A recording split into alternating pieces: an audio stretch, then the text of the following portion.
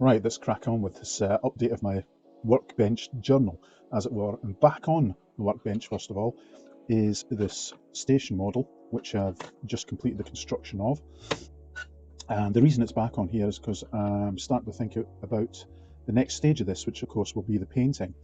As you can see, I've actually primed this, which I always like things that are just primed. They look quite smart, but unfortunately they also at the same time bring up or bring out some of the small flaws in the model, which I didn't notice at the construction phase. There's just a few bits that I'll notice I'll have to deal with, just small things that I'll have to fill here and there or adjust. But the main purpose of me showing you this on the Workbench, other than telling you about the next phase of it, which will be about the painting, is something I forgot to actually mention, and that was that I made this station hollow. I don't know if that was obvious when I was making my construction video, but I might as well talk about it now. I had an idea that eventually I might want to make this station lit using small LEDs. And the way I thought I'd best do this is, like the commercial models, make it hollow and make an access port through the bottom. Because of course, if I do any wiring for this, the wiring will have to go through the bottom of the building and through the baseboard of any diorama or layout. So a big access port at the bottom seemed to be the way to go. As you can see, I've painted, or well, at least primed, the interior of this, so it's ready to go. I don't see much point in actually detail painting an inside, which you can barely see through the windows. And of course, this will be all the more obscured because I'll probably glue in some window in the form of transparent plastic, and maybe even put some screens in or curtains as well, so you won't really be able to see in there. So there didn't seem to be much point in actually painting the interior office properly. Of course, what I'll eventually do is fix the roof on permanently, so the only access will be via this access hole in the bottom. Again, like everything I do, I'm stabbing in the dark here. I hope this will work. It seems to be plausible, but we'll see how it goes. And of course, once everything is actually painted, I'll attach the station to the actual platform permanently, and that'll be the job done. So the whole thing will be eventually one unit, all joined together, so you'll be able to pick it up and put it down easily, until of course it's fitted permanently to some sort of diorama. So that's where we are with this. I'll be doing this over the next 2 weeks. What I'll actually be looking at is, I don't want the station to look brand spanking new like some of the off-the-shelf models. I want it to look a bit distressed, a bit weathered with wear and use and age. So things like this corrugated roof, for example, I'll make it slightly rusty. The asphalt, I'll do weather staining coming down, and the one I'm really intrigued on doing is this wood panelling here. I'll make that nicely distressed wood, a bit of weathering on here. So I'm already starting to look up tutorials online on how to do that. So quite an exciting phase next. So that's where we are at with the station.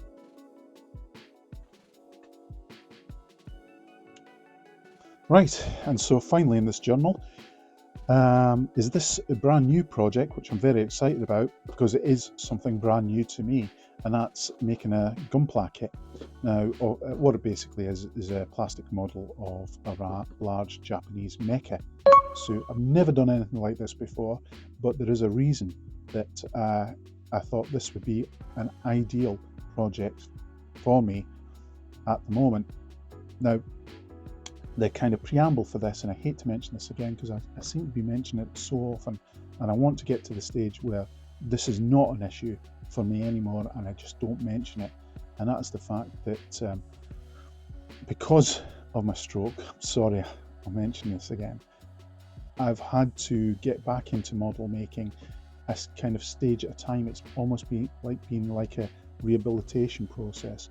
Well, I've started with small projects, easy projects for me to do that I can deal with the issues that I have.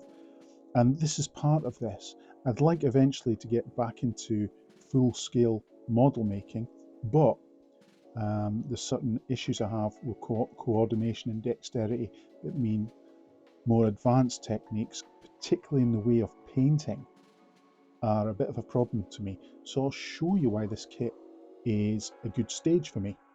So let's open this up. As you can see, there's a lot of parts in here.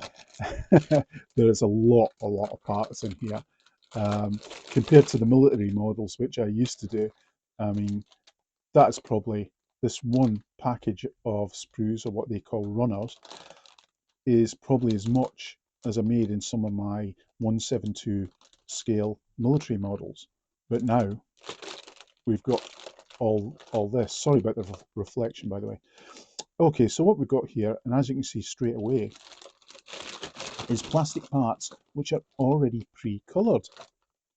Ta-da! That's the secret to this particular model kit that's going to be good for me, because I don't have to think about painting, which to be honest, I'm dreading, because this hand in particular is the hand that has a lot of problems, and of course I'm right-handed.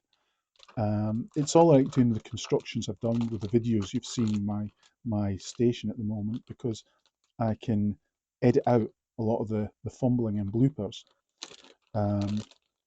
But the fine dexterity that I need for painting is one of the things that is going to be a big issue until I get fully right again, I guess is the best way to put it.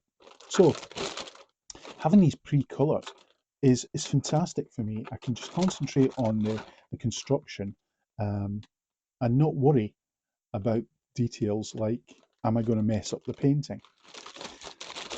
Of course, there's always the chance that I could mess up the construction. That's another thing, isn't it? I mean, just look at the amount of parts, and they're all beautifully molded in all these different colours, so that eventually you'll be able to construct something along the lines of this. I'm hoping that's the way mine will turn out. There doesn't seem to be any reason why I shouldn't. The guys, I've joined a couple of the forums for this sort of kit and building, and they assure me that as long as you take your time, it is pretty straightforward. The only thing that kind of worries me is, of course, the small parts. So I am going to have to take my time over this.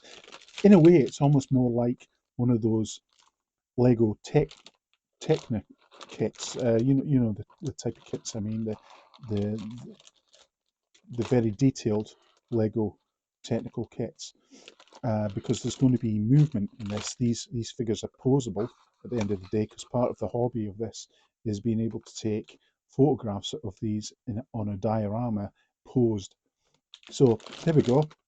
That's the big job for the next 2 weeks, and wish me luck with this one, because in a way, you can probably tell I'm really nervous about this.